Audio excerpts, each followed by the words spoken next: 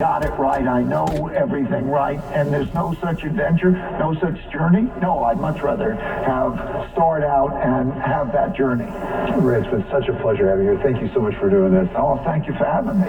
Many thanks to Ray Dalio of Bridgewater.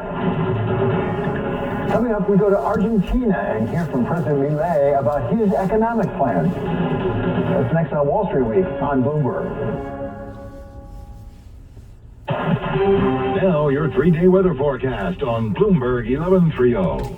For tonight, skies will average out partly cloudy. It's going to be breezy and cool. Temperatures by morning midtown about 40 to 45 and closer to 35 to 40 in the nearby suburbs. For Saturday, clouds, occasional sun, brisk winds as well. High temperature low to mid-50s, and night fair and 40. Partly sunny on Sunday, 50 to 55, and milder on Monday with sunshine in the 60s. This is Gary Best with your 3-day weather forecast on Bloomberg 1130. MassMutual is leading wealth management by offering financial advisors the best of both worlds, providing resources to run your business and freedom to run it your way, helping you make a name for yourself with our good name behind you. Learn more at massmutual.com/wealth.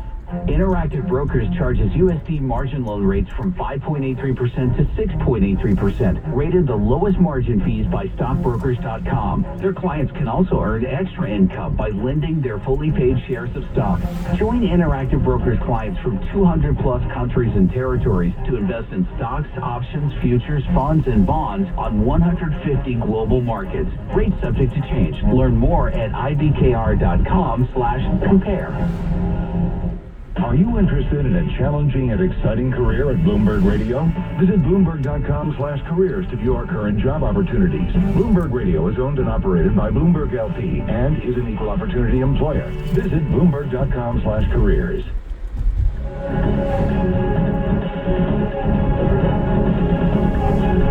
This is Wall Street Week. I'm David Weston. After years of economic struggles, Argentina's new president, Javier Milei, is administering shock therapy that he promised when he campaigned for his job. Bloomberg International Policy and Economics correspondent Michael McKee lays out the issues for us. Argentina has long been a symbol of economic mismanagement. A legacy of government overspending has led to recurring bouts of high inflation and debt defaults. Javier Milei came to office in December promising a radical transformation. His plans include massively slashing government spending, privatizing state-owned businesses, eliminating the central bank, and, most controversially, replacing the Argentine peso with the U.S. dollar. The dollar would, he said, solve the inflation problem because the government couldn't spend more dollars than it has. But Argentina doesn't have enough dollars in its foreign exchange holdings to make it work right now. Adopting it would lead to a deep recession and tie Argentina's economy to the Federal Reserve. While a recession may indeed be in the cards, Milei's plans aren't working out as he'd hoped. The opposition-controlled Argentine legislature has blocked many of the changes he wants to make. Inflation remains over 20% a month, or almost 300% a year. So while Milei cut the peso's value in half, dollarization has been put on hold. The Milei plan did convince the International Monetary Fund to offer $4.7 billion in loans to pay its foreign exchange debts, and the stock market is up 20% since he took office. Whether Milei's plans can succeed will depend on keeping that optimism going, getting the economy going, and bringing down inflation, enough to build up dollar reserves. He says he's not giving up on dollarization, but insists his program needs time until the money stops rolling out in all directions. David? This week, our editor-in-chief, John Micklethwait, traveled to Buenos Aires for an in-depth interview with President Milei about what he hopes to accomplish.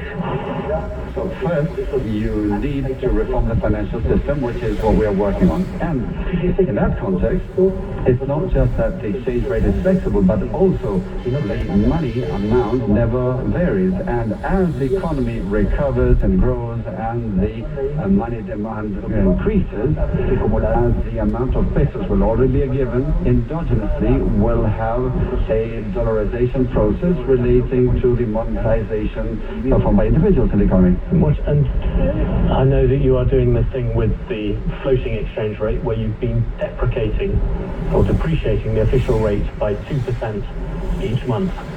And the IMF and various people have said, you must speed up, you must go quicker.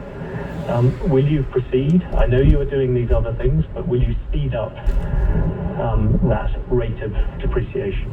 No, porque no tiene ningún sentido. No, because it makes no sense. Ningún sentido hacer eso. It makes no sense to do that. That was Argentine President Milei speaking with Bloomberg Editor-in-Chief John Micklethwait. Coming up, our special contributor Larry Summers takes us through the U.S. jobs numbers out on Friday.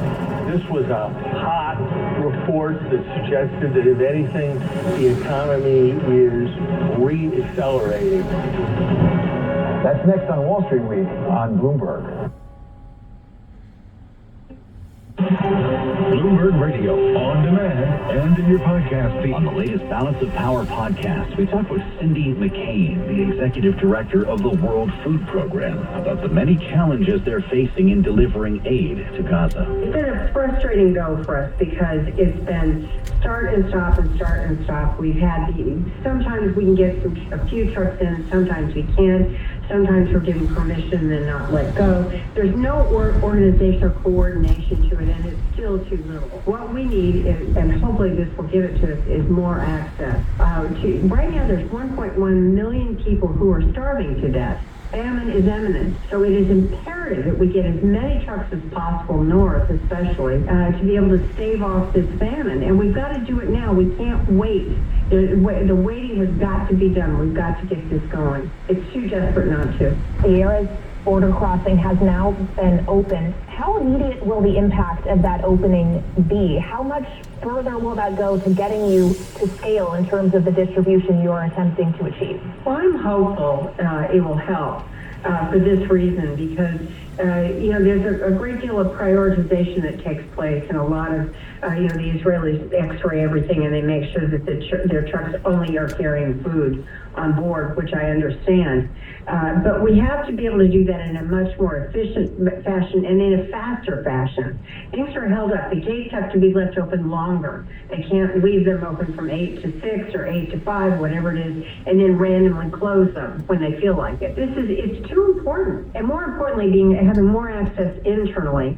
We have been using the fence road, is what we call it, along the eastern border of Gaza. Hear the full conversation on the latest edition of the Balance of Power podcast. Listen on the Bloomberg Business app, Bloomberg.com, and anywhere else you get your podcasts. And now another no-brainer money-saving tip from Progressive. That doesn't sound good. The super shredder is jammed, but I think I fixed it. Oh, well, try shredding these $50 bills then. Seems like it's working. Better try another $400. Instead of using money, use regular paper. And here's a better tip from Progressive on how not to waste money. Don't pay too much for car insurance. Drivers who switch and save could save hundreds. Progressive Casualty Insurance Company and affiliates. Potential savings will vary. Not available in all states.